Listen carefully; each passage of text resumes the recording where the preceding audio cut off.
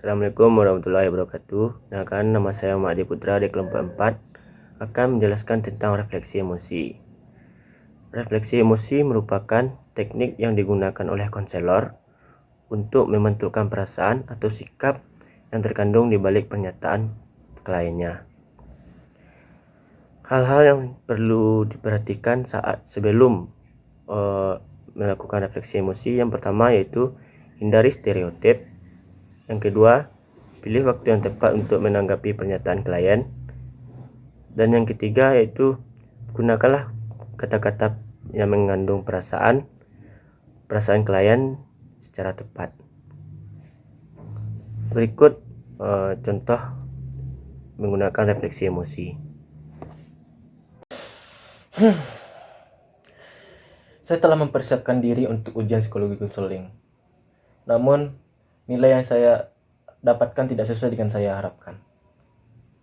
Sepertinya Anda sedang kecewa dengan nilai yang sudah Anda dapatkan sekarang ini.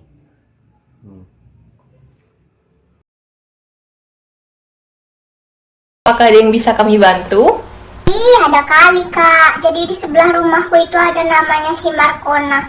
Aku nggak suka kali ngeliat dia tuh. Dia teriak-teriak nggak jelas, katanya bikin konten di Instagram. Tapi dia bukan selebgram pun. Tapi mengganggu sekali kak, sampai terdengar ke dapur rumah saya. Tapi bagaimana bisa itu terjadi, Kak? Iya loh kak, dia itu kayak seram kali, nggak jelas, loncat-loncat di depan rumah, sampai pagar rumahku pun diloncatinya.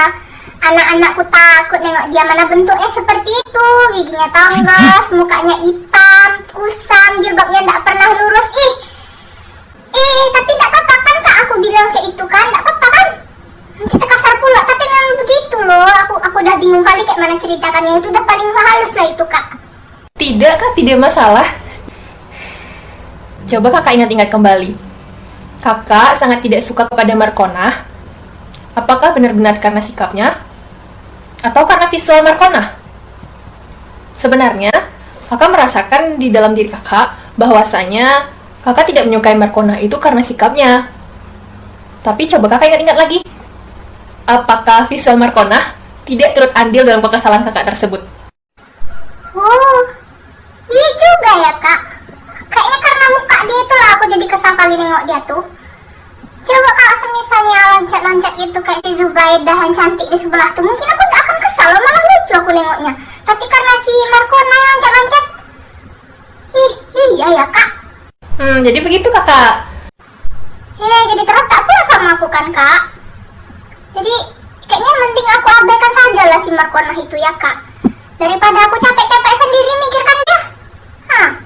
Untung aku ceritakan sama kakak, kalau enggak akan dia terpikir sama aku. Ternyata betul lah kak, kayaknya karena muka dia tuh lah makanya aku kesal kali sama dia. Besok-besok aku abaikan saja lah kak, nggak usah aku pikir-pikirkan dia nak. Iya Kak, benar sekali. Lebih baik bagi Kakak untuk mengabaikan apa saja yang dilakukan oleh Markona untuk menjaga kenyamanan di dalam diri Kakak sendiri. Karena sesungguhnya tidak ada yang dirugikan dengan Kakak mengabaikan Markona.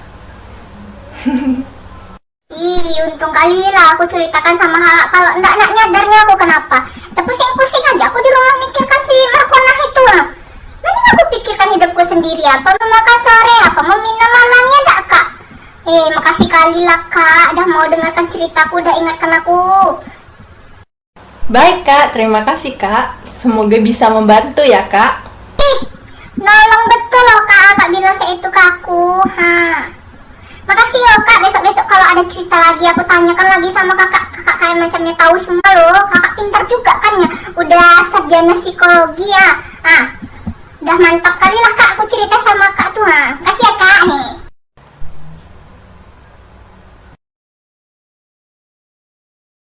Selamat siang, Bu. Ya, selamat siang juga. Gimana kabarnya hari ini? Alhamdulillah baik. Alhamdulillah. Udah ngerjain apa aja hari ini? Ya seperti biasa, karena daring kan, jadi kuliahnya tuh kuliah online ya seperti biasa lah. Berarti udah selesai semua ya kegiatannya. Kalau boleh tahu, ada yang mau diceritain? Iya, jadi saya pengen cerita, terus juga saya pengen minta pendapat Ibu atau solusi dari Ibu mengenai keluhan saya ini. Apa tuh? Jadi saya memiliki kendala dalam memanage waktu belajar. Jadi misalkan ya Bu, saya memiliki tugas nih kan. Misalkan hari ini saya dikasih tugas sama dosen saya. Nah tugasnya itu memiliki rentang waktu yang cukup lama untuk dikumpulkan, misalkan 1 minggu. Nah tapi karena saya itu kayak terlalu gimana ya, terlalu meremehkan gitu kan. Jadi saya suka kayak nanti aja deh bikinnya gitu. Masih lama juga, ngapain juga bikin sekarang, mending yang lain kayak nonton, misal gitu. Saya kayak mencari kesibukan yang mengasihkan untuk diri saya gitu. Nah, jadinya saya ngerasa kayak akhirnya tugas yang saya punya itu jadi numpuk, terus juga jadi ngerasa kayak ih kok tugas ini banyak banget ya, padahal tugas tersebut padahal udah jauh-jauh hari kan dibikin. Nah, jadi saya bikinnya pun waktu kayak udah mau deadline gitu Bu. Jadi kayak misalkan malam ini ada tugas, nah saya bikinnya misalkan beberapa jam sebelum tugas itu deadline gitu. Jadi tugas yang saya bikin itu tidak gimana ya, tidak sesuai dengan apa yang diinginkan oleh dosen saya. Jadi misalkan, jadi bisa dikatakan tugas yang saya bikin ini yang penting ada gitu, atau kayak udahlah bikinnya tuh yang penting dikumpul. Secara tidak langsung tugas yang saya bikin itu juga kayak abal-abal gitu, atau nggak sesuai sama pembelajaran yang sudah saya lakukan gitu Bu. Berarti dari uraian Anda barusan, Anda mengatakan kalau Anda susah memanage waktu dan seringkali mengerjakan tugas itu dalam waktu mepet, meskipun tugas yang diberikan oleh dosen Anda juga banyak waktunya, tetapi Anda lebih sering menghabiskan waktu dengan hal lain sehingga menumpuk tugas begitu.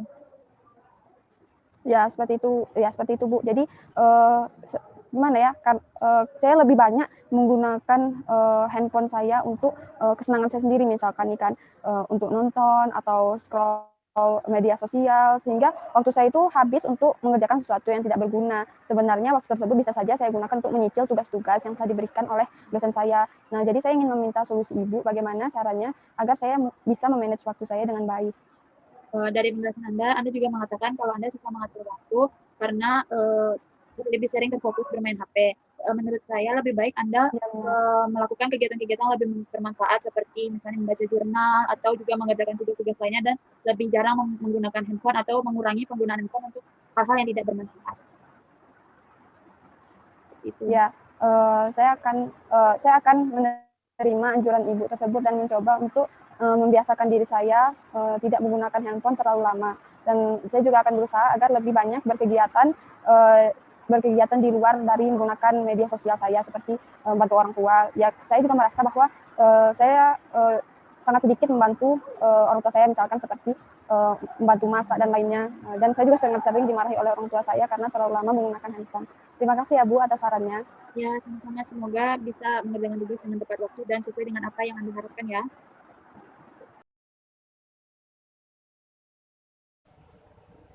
Bagi Mbak, bagaimana perasaan Mbak akhir-akhir ini? Iya Bu, saya merasa sangat bahagia belakangan ini. Saya juga turut bahagia. Tapi kalau boleh saya tahu, kenapa Mbak merasa bahagia? Karena saya baru putus dengan pacar saya. Oh, jadi setelah kamu putus dengannya, kamu merasa bahagia? Iya Bu. Awalnya saya merasa pacar saya itu memperlakukan saya dengan tidak baik Bu, dan dia juga sering membandingkan saya dengan mantan pacarnya. Iya Bu. Itu membuat saya merasakan hidup dan merasakan hidup kembali. Jadi setelah kamu putus dengannya, kamu merasa hidup kembali? Iya Bu.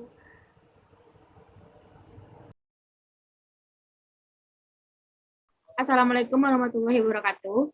Waalaikumsalam warahmatullahi wabarakatuh. Baik, Sejujurnya saya agak ragu dan grogi untuk bercerita hal ini kepada orang lain. Jadi begini Bu, saya punya 2 orang sahabat. Kami kemana-mana selalu bertiga. Ketika jam istirahat, kami selalu menghabiskan waktu bertiga. Dan akhir-akhir ini, kedua sahabat saya memiliki masalah sehingga mereka mengalami cekcok. Mereka memperebutkan satu cowok yang sama. Saya bingung Bu harus bertindak seperti apa.